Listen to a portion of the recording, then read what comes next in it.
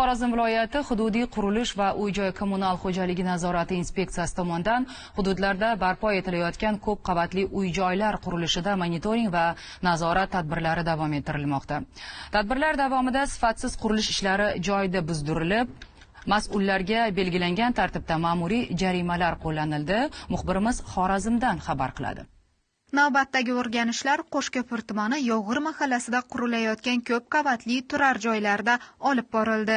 Mutaxassislar tomonidan bir necha obyektlarda qurilish ishlari belgilangan tartibda o'rganilib, tasdiqlangan loyiha talablari va qurilish me'yorlariga rioya etilishi nazorat qilindi.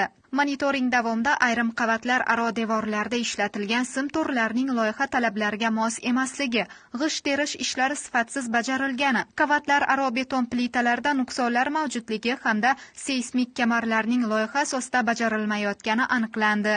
Shuningdek, bir yo'lakli 5 qavatli uylar qurilishida ham ichki devorlarni tiklash va seysmik kamarlarni barpo etishda loyiha talablari buzilgani, sifatsiz qurilish materiallaridan foydalanilgani qayd etildi.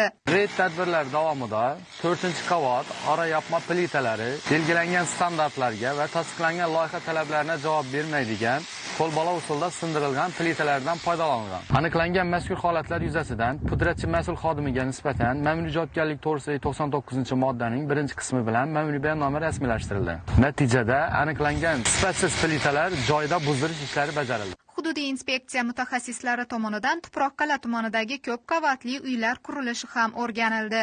Obod mahallasida qurilayotgan turar joylarda beton konstruksiyalar, qurilish materiallari sifati va bajarilayotgan ishlarning loyiha hujjatlariga muvofiqligi tekshirildi.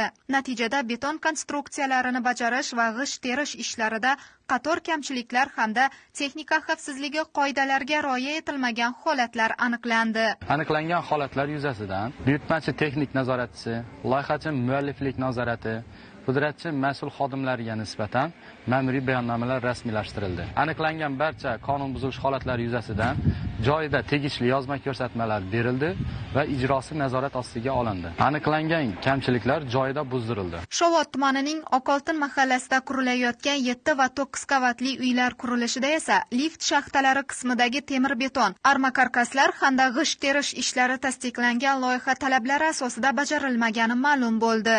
Aniqlangan barcha kamchiliklar yuzasidan qurilish tashkilotlari mas'ullariga bajarilishi majburiy bo'lgan yozma ko'rsatmalar berildi.